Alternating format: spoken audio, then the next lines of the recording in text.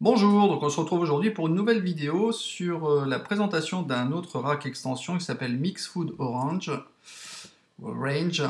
développé par Studio Corbac, que je remercie au passage pour m'avoir gracieusement offert une licence d'utilisation en échange duquel je m'engageais à faire un tuto. Vous trouverez ce rack extension sur le shop des Propeller Head au prix de 29 €. Donc effectivement, c'est une somme relativement accessible compte tenu du potentiel de ce rack extension. En deux mots, c'est un synthé qui est à base de samples, hein, d'échantillons qui sont relativement nombreux.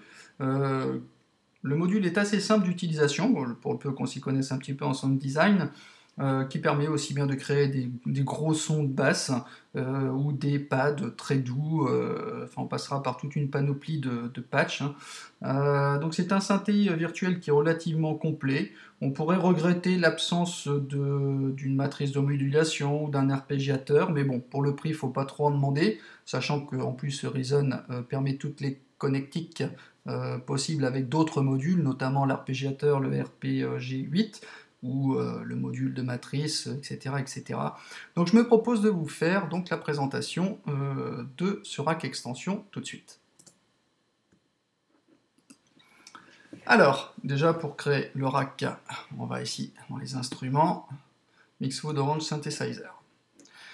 Alors je vais commencer par initialiser le module, clic droit, module initialisé, ça sera plus simple, peut-être moins joli à l'oreille, mais peut-être plus simple pour vous faire comprendre un peu toutes les fonctionnalités et les incidences que les paramètres peuvent avoir sur les autres.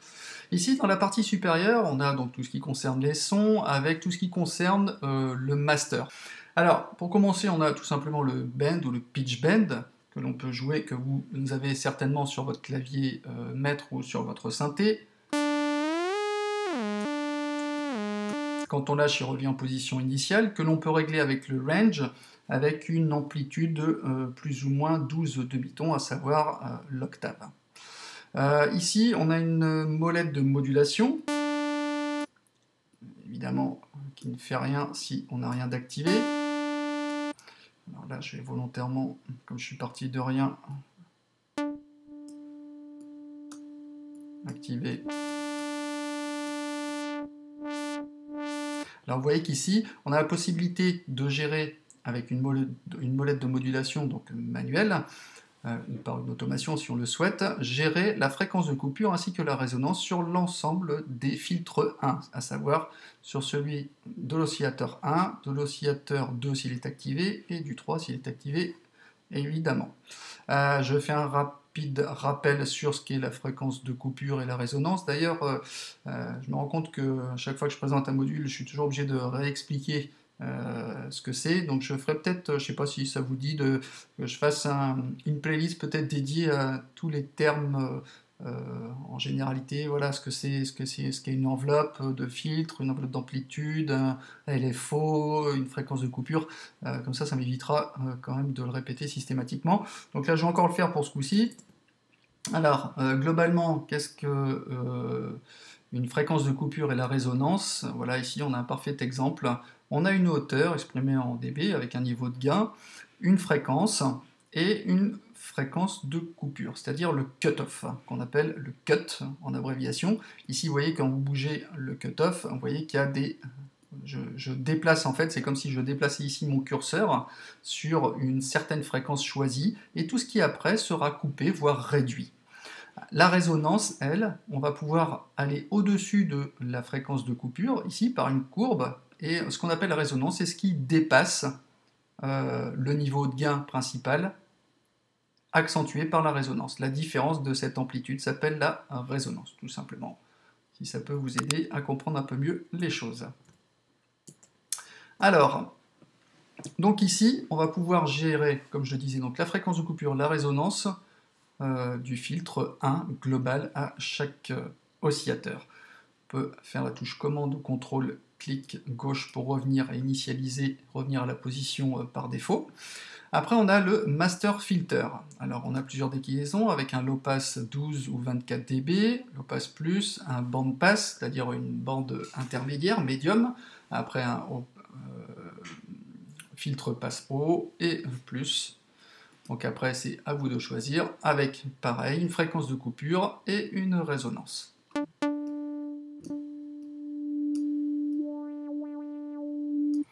Etc. On a la partie ici avec les sons, les patchs. Alors ici, soit vous cliquez ici pour ouvrir et vous aurez donc accès aux patchs qui sont classés par famille, basse. Des combinators, on n'a pas accès ici, je vous montrerai comment on y accède après, puisqu'ici on est directement sur le patch à la racine. Des pads. Qui sont relativement sympathiques. Plug, tout ce qui est son très court. Alors vous voyez ici sur certains sons, vous aurez l'extension harpe qui n'a rien à voir avec un arpégiateur, puisque comme je vous l'ai dit au début, il n'y a pas d'arpégiateur dans ce rack extension. Ils disent tout simplement harpe parce que effectivement, on peut affecter certains paramètres au son de façon à donner l'illusion qu'on a un arpégiateur, notamment quand on met en place un paramètre de LFO qui est cyclique sur un paramètre ou avec un delay ou une reverb, on a l'illusion d'un arpégiateur, mais n'imaginez pas qu'il y en ait un, s'il n'y en a pas dans ce module. Après, des sons type synthé classique. Il y a de quoi faire, et ici une banque de user patches donc, qui a été faite par des utilisateurs, notamment pour créer un son de kick. On va avoir d'autres ici sur des effets. Là, je vous laisserai découvrir la palette. Donc ici, on monte ou on descend dans le son. Ici, on ouvre la banque, hein, comme je vous l'ai dit. Ici, bien évidemment, on peut sauvegarder le patch. Ici, quand on joue, on a un témoin de notes. Ici, je vais réinitialiser mon module. Vous voyez qu'à chaque fois que je joue, il y a le témoin de notes qui dit que ça joue. Après, on a Monopoly, alors rien à voir avec le jeu de société. Ça, c'était pour la petite boutade. Mono, quand il est activé sur Mono, ça veut dire qu'on peut jouer qu'une seule note à la fois. Même si vous en appuyez sur deux en même temps, il y en aura toujours un qui sera en retard par rapport à l'autre. C'est la dernière note jouée qui sera entendue. Poly, ça nous permet de jouer plusieurs notes en même temps, notamment des accords. Le glide permet de faire glisser une transition de notes entre l'une et l'autre. Un exemple sera très bienvenu.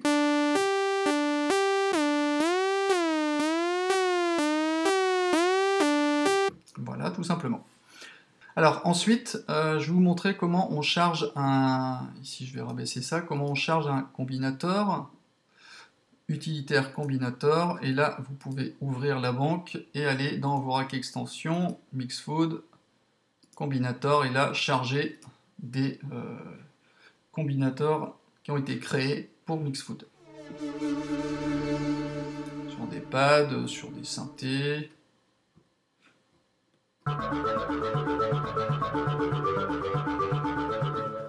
Etc.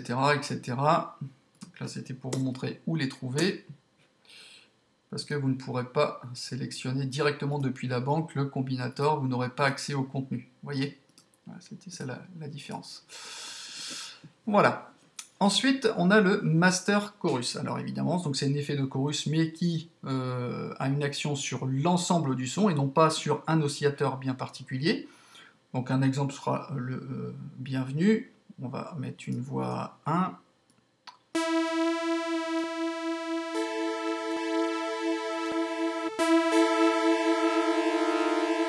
Donc là, avec le rate, la vitesse. Ici, la profondeur. On ajoute un délai, et là, le mix, c'est la quantité de chorus qu'on injecte dans l'ensemble du son. Ok ? Le master, ça c'est la gestion du volume global, tout simplement. Maintenant, on va s'attaquer donc aux sections oscillateurs qui sont au nombre de 3, et vous verrez qu'il y a des variantes suivant l'un ou l'autre. Il y en a où il y a tel ou tel effet qu'on ne retrouvera pas dans d'autres. D'autres ont 2 LFO alors que là, il n'y en a qu'un. Donc on va commencer par la première section. Alors dans le premier oscillateur, ici, on a, c'est ça qui est, je dirais, le plus intéressant dans ce rack extension, c'est qu'on a une palette de 154 formes d'ondes qui sont relativement intéressantes et qui, je dirais, pour celui qui ou celle qui s'y connaît pas trop dans le sound design, en général, celui qui s'y connaît, il sait qu'il va partir de telle forme d'onde, les basiques, une triangle, une carré, une sinusoïdale, enfin, il va savoir, en partant d'une certaine onde et en jouant avec tel filtre ou telles enveloppes, aller vers une idée du son qu'il souhaite créer.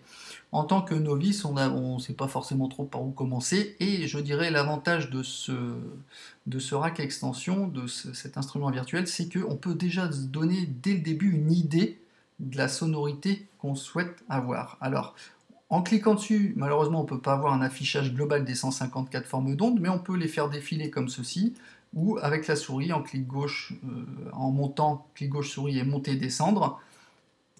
Voilà, tout simplement. D'accord? Alors, ici, on va revenir directement sur la première. Je vais vous les faire parcourir rapidement, histoire que vous puissiez avoir une idée.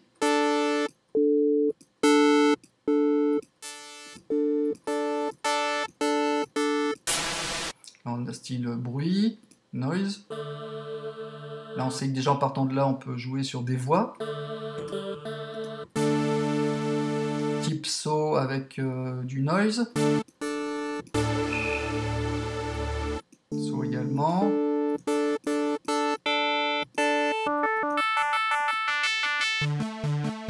Saut complètement là.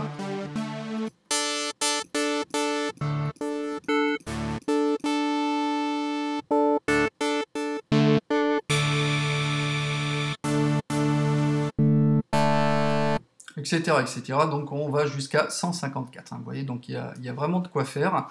Donc ça, je trouve que c'est vraiment très intéressant parce que multiplié par 3 oscillateurs, avec tous les paramètres qui sont à notre disposition, vraiment, on a vraiment de quoi faire en sound design. Moi, j'ai fait quelques petits sons comme ça pour m'amuser. Je me suis vraiment éclaté. Alors, donc dans les subdivisions, qu'est-ce qu'on a? On a donc on a le tune. Hein, donc ici, on a la possibilité avec ici la gestion du son en demi-ton, c'est-à-dire là ça va jusqu'à 24, à savoir 2 octaves. Ok. Ici on a les divisions en cents, donc jusqu'à 50, hein, donc plus ou moins 50. Ça nous permet d'avoir un peu plus de finition, hein, ça va de l'ordre du demi-ton, de la moitié d'un demi-ton. Ici, panoramique, gauche-droite, tout simplement. Hop. Ici, on gère le volume de l'oscillateur. Donc, commande-clic pour revenir au paramètre initial. Après, on a le filtre. Donc là, c'est comme le filtre master. Donc, on a le cut, la fréquence de coupure, la résonance avec le low pass à 12 ou 24 décibels. Par octave. Après, on a le band pass au milieu, high pass et le ring, donc en nano. Après, on a ici ce qu'on appelle le as. Alors moi, j'adore cet effet que j'utilise beaucoup sur Ableton Live, soit en le créant directement avec un module de délai ou avec un plugin qui s'appelle as. Dans le principe, le as est un effet qu'on appelle l'effet de précédence. Je ne sais pas si vous avez déjà rencontré ce terme. C'est un effet de retard, de délai, qui est très court entre 2 signaux, de l'ordre inférieur à 30 ou 35 millisecondes, donc c'est vraiment très très court.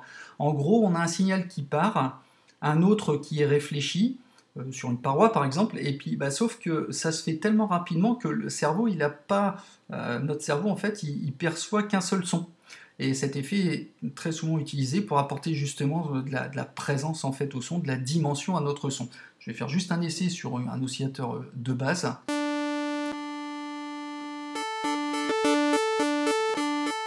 Vous voyez, il y a vraiment le son est vraiment il est vraiment plus présent.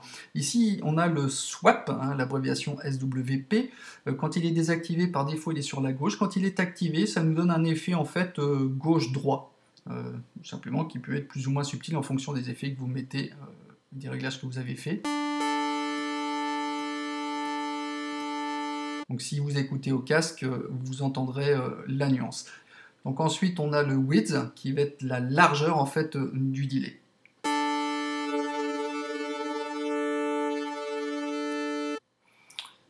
Alors ensuite, on a l'égaliseur. Alors là, il est assez simple à comprendre. On a le gain et la fréquence sur la basse, sur le gain et la fréquence sur le médium et sur l'aigu. Alors ici, on a le Q, hein, ce qu'on appelle le Q ici, le petit bouton central, qui lui permet d'apporter de la largeur à la bande. Plus le Q sera élevé, hein, donc vers la droite, plus la largeur sera étroite, et inversement. Donc ensuite ici, on retrouve le chorus avec les mêmes réglages qu'ici. Donc bien évidemment qu'on peut mettre en route uniquement quand le mix est mis en route. Après, on a donc un effet flanger. Alors ici, je vais le mettre, le mieux de tout, c'est de vous le faire écouter. Alors, il est souvent apparenté au phaser. Ici, donc, on a le rate, la vitesse. Ici, le depth, la profondeur, avec du delay qu'on va apporter. Ici, on a la phase. Donc ça va décaler en fait la phase de l'oscillateur de gauche à droite pour créer un effet en fait de panning, un effet gauche-droite. Alors c'est subtil, bien évidemment, il faut l'écouter au casque et quand il y a un mix plus important.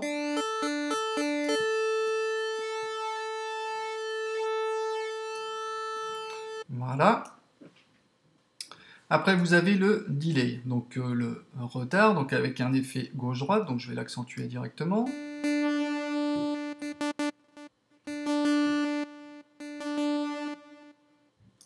Donc effet gauche-droite avec l'intensité du mix, ici en mode synchronisation ou pas par rapport au tempo de la session. Donc après ici on a le time, bah, c'est le temps du délai qui est soit exprimé par rapport au tempo de la session, soit quand il est désactivé, il est exprimé en millisecondes. Ici on a ici là en 3,16 et ici quand il est désactivé, on est en millisecondes. D'accord ? Après bah, le feedback c'est le retour du son, le retour d'effet dans le son. Et ici, bah, le mix, ici avec plus ou moins d'intensité. Alors ici, vous voyez qu'il y a un mode stéréo cross left et right.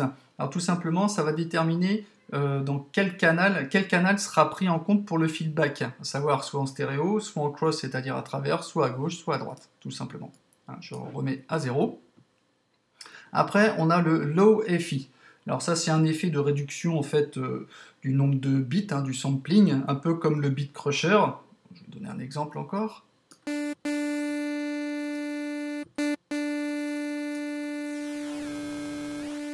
Le rate permet justement de descendre le sample rate,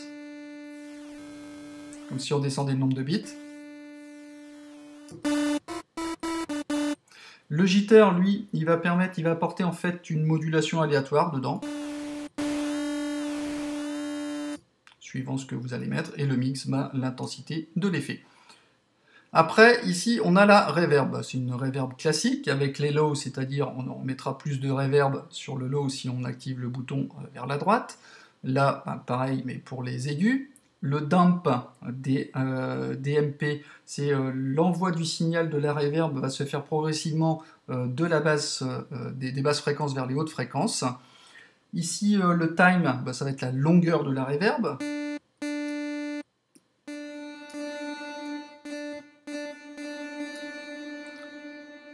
Voilà, plus ou moins longue. Après, on a le pré. Alors là, c'est un pré, donc c'est un pré-delay qui va mesurer en fait le temps avant que la reverb arrive et il mixe, dose l'intensité de l'effet tout simplement. Hop, je vais le remettre à 0. Après, on a un filtre 2 qui vient se combiner au filtre 1 pour l'oscillateur 1 avec les mêmes réglages. Low pass 12-24 dB, L+, band pass, high pass et là un H+, avec un cutoff et une résonance. Ensuite, on a le LFO. Alors, encore une fois, définition rapide, le LFO, c'est le Low Frequency Oscillator. C'est un oscillateur basse fréquence, tellement bas qu'il n'est pas audible, et qui sert, comme dans la majorité des synthés, à apporter un cycle pour une redondance, par exemple sur une forme sinusoïdale, qui est comme ceci, on a un cycle périodique, ce qu'on appelle une forme d'onde périodique, qui apporte donc un mouvement périodique, cyclique, pour moduler tel ou tel paramètre. L'avantage, c'est qu'il est tellement basse fréquence qu'il n'est pas audible et qu'il sert à moduler n'importe quel paramètre. Ici, on peut mettre ce LFO donc en synchronisation par rapport au tempo de la session quand il est activé ou désactivé. Ici, on a le RTRG qui est le Retrigger. Alors là, quand il est sur On, ça veut dire que toutes les notes qui seront jouées ensemble n'auront pas d'incidence sur la coupure de LFO. Chaque note jouée n'auront pas d'impact sur le LFO. Alors que s'il est activé, s'il est désactivé, à chaque note jouée, le LFO reprendra son cycle. Donc là, par exemple, je sais pas, je joue un accord, je rejoue une note, la dernière note redéclenchera le LFO. Si on est en retrig on, j'aurais beau jouer d'autres notes supplémentaires, le LFO n'aura pas son cycle interrompu. Il conservera toujours son cycle. Alors ici, on a donc pareil, la vitesse du LFO.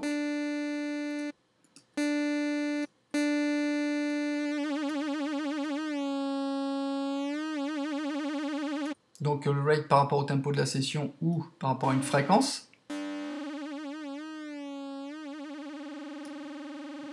Ok. Avec la phase pour décaler la forme d'onde dans le temps, la faire commencer plus en avant, plus en arrière. Donc ici, vous voyez qu'on a deux zones, en fait, depth pour la profondeur et smooth. Alors ici, on va voir la hauteur, par exemple avec le tune, comme j'ai déjà commencé sans vous le dire. En fait, le LFO va jouer sur la hauteur de l'oscillateur, jusqu'à une valeur de 100%.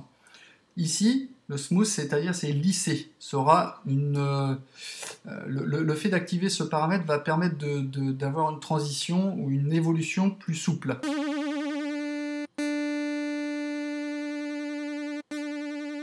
On apporte de la souplesse en fait là-dessus, avec ce paramètre-là. Donc celui-ci contrôle celui-ci, d'accord? Donc ici, là pour le volume, le LFO va contrôler le volume de l'oscillateur 1.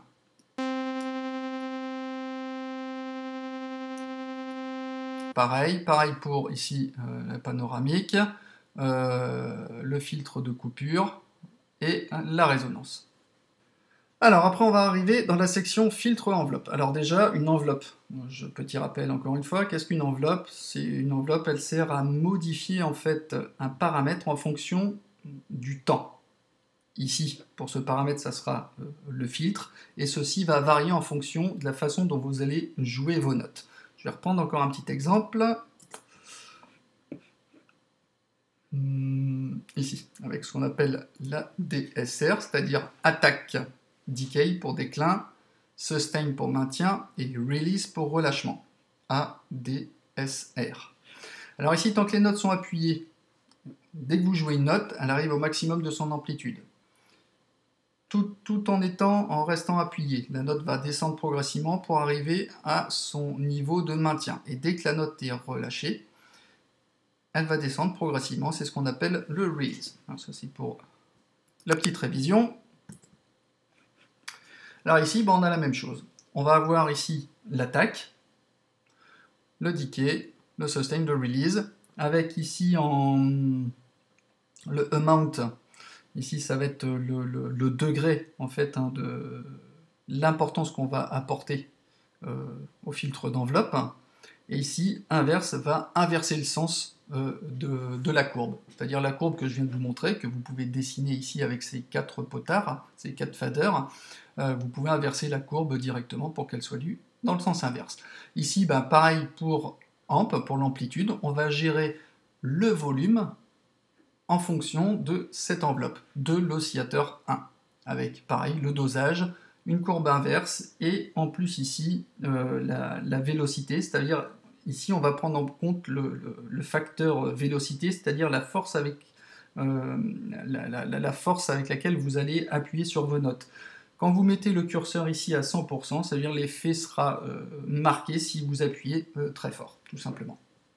Après ici, oscillateur 2, on l'active comme ça, ou désactive comme ceci, avec les mêmes réglages, quasiment. La seule chose, c'est qu'ici, on va retrouver 2 LFO au lieu de 1.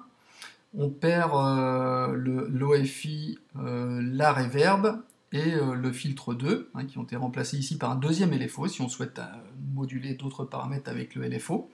On retrouve le fil d'enveloppe et d'amplitude. Le flanger a été changé par rapport au phaser, de toute façon ils sont très liés l'un à l'autre. En général on ne voit pas forcément la nuance, sauf si on écoute au casque, mais sinon on a les mêmes paramètres d'utilisation. Et après on a un troisième oscillateur. Alors dans le troisième oscillateur on retrouve le flanger qu'on avait dans le premier. On a 2 LFO, chose qu'on n'a pas dans le premier, et on retrouve ici donc un overdrive avec plusieurs variantes pour apporter un son un peu plus dur et plus scintillant. Voilà, en gros, vous voyez, c'est pas très compliqué, pour peu qu'on sache un peu comment ça fonctionne. Maintenant, je vais vous parler du panneau arrière. Alors, c'est une particularité que je trouve assez intéressante. Donc bien évidemment, chaque fois que vous allez ajouter un module genre Matrix ou un arpégiateur, tout ça, il va se mettre directement ici, automatiquement en câblage avec le gate et note, donc comme n'importe quel autre module de Reason. Ce que je trouve intéressant, c'est qu'ici, on va pouvoir dissocier, voire associer différentes sorties. Ici, on a output général, donc en stéréo, gauche-droit. Ici, on a la possibilité de faire sortir les signaux audio en dry, c'est-à-dire sans prise en compte des effets au sein même d'un oscillateur. Si par exemple, je sais pas, là on va prendre un exemple après, je mets un effet de flanger au maximum sur l'oscillateur 1. Si j'utilise cette sortie son là et que je l'active, je n'aurai que le son brut de l'oscillateur 1 sans tenir compte des effets. Et là, inversement, je vais pouvoir faire sortir le son avec l'effet. D'accord ? On va prendre un exemple ici. Alors, je vais tout supprimer. Je vais créer un mixeur 14.2, voilà, tout simplement. Après, je vais créer ici mon instrument. Alors, j'appuie sur Shift pour pas qu'il soit câblé automatiquement, de façon à ce que ça ne me crée pas une autre piste supplémentaire. Ici, là, j'ai pas un autre module, je peux aller connecter directement, donc la sortie de mon son, par exemple, sur la première sortie du mixeur, d'accord ? Alors, je vais initialiser le module pour que ça fera moins joli, d'accord, mais au moins on comprendra mieux ce qui se passe. Ok, jusqu'ici tout va bien. Là, je vais mettre par exemple la sortie. Je vais mettre ici par exemple le flanger à fond.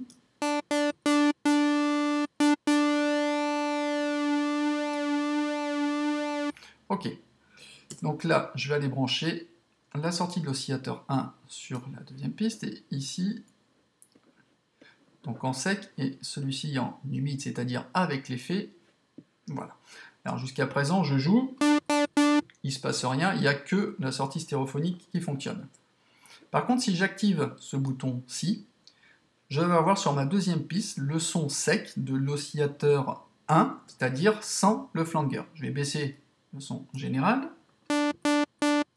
Vous voyez que il est câblé avec la sortie en dry, c'est-à-dire sans l'effet, sur la sortie 2, sur la piste, sur le canal 2 plutôt. On n'entend pas le flanger alors qu'il est mis en route. Ok ? Là, je vais activer le deuxième, c'est-à-dire lui avec le signal de l'oscillateur 1 en wet, c'est-à-dire avec l'effet. Vous voyez ? Là, j'ai l'oscillateur 1 sans l'effet, et là, avec l'effet. Alors, vous pouvez après doser comme vous voulez, je vous laisse imaginer les combinaisons. Et on peut le faire aussi bien avec l'oscillateur 2, 3, et pareil. Donc là, on multiplie les possibilités. Donc en résumé, pour en terminer avec ce rack extension, je le trouve très intéressant dans le sound design parce qu'on a tout en accès visuel. Ça paraît un peu compliqué, mais c'est relativement simple à utiliser une fois qu'on a compris ce qu'est un égaliseur, ce qu'est une enveloppe, et puis un LFO et un filtre. Ce que je trouve vraiment intéressant, c'est le nombre d'échantillons disponibles et cette possibilité de routage audio, parce que là je vous donne un exemple simple sur une table de mixage, mais imaginez, vous pouvez aller faire sortir celui-ci, le faire rentrer, je sais pas, par exemple en entrée audio dans un Tor, par exemple, le module Tor, enfin, voilà, ce qui fait encore la puissance de Reason, c'est sa modularité. Donc voilà. Bon ben, c'en est tout pour cette vidéo. J'espère qu'elle vous aura intéressé. N'hésitez pas à mettre un petit j'aime et laissez-moi des commentaires. Et je vous dis à bientôt pour un nouveau tuto. Allez, ciao ciao!